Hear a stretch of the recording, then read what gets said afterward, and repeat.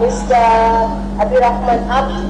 Mr. Abdirahman Abdi Ahmed is the Director General for the Ministry of Youth and Sports, Youth and Landscape, Somalia. Mr. You have the floor. Thank you for the opportunity. Excellencies, ladies and gentlemen, may I say all protocol observed.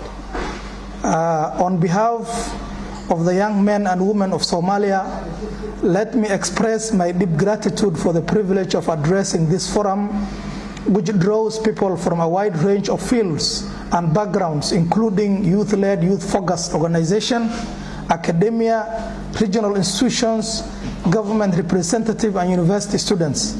It's an honor for me to make a presentation on your launch of the 4th Regional Youth E-Consultation Report 2020, from food soldiers toward the Sustainable Youth Agency.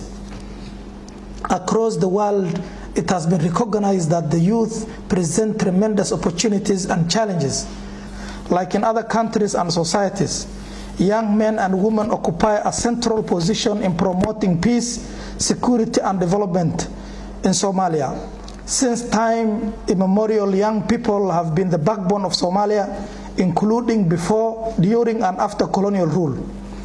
Taking a glimpse at the history of Somalia, we see 13 young men who returned from overseas from the first political party, Somali Youth League, which heralded in the path of Somalia on July 1st, 1960.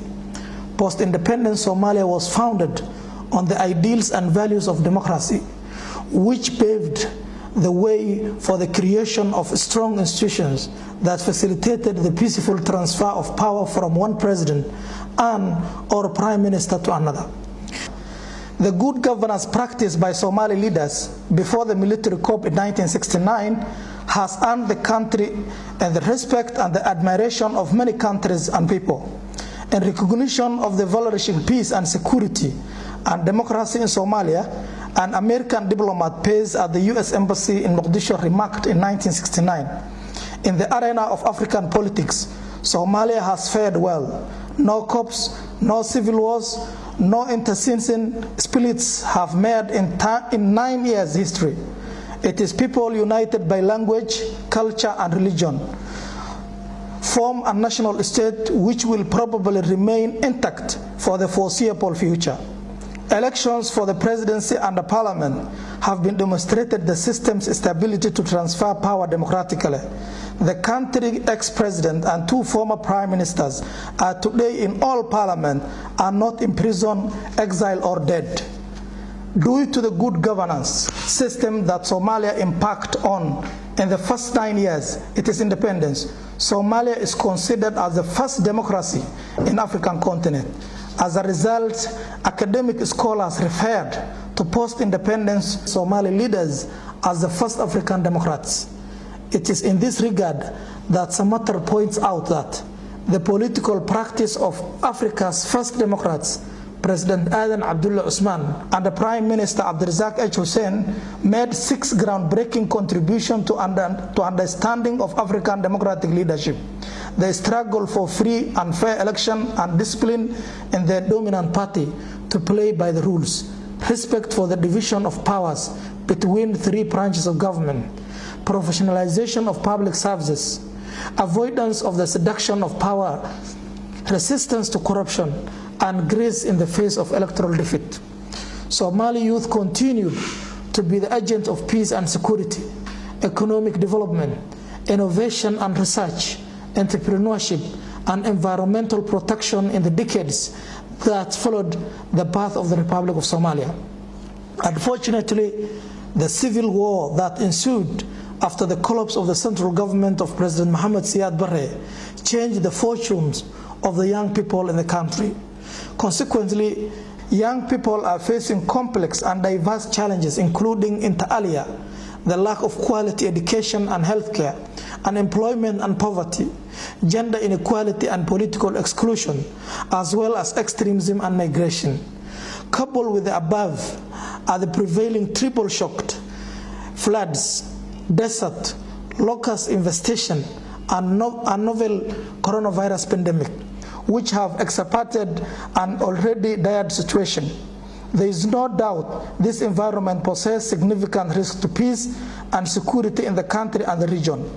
Despite these immense challenges, Somali people are recognized across the globe for their resilience and determination in creating prosperous and just Somalia for all.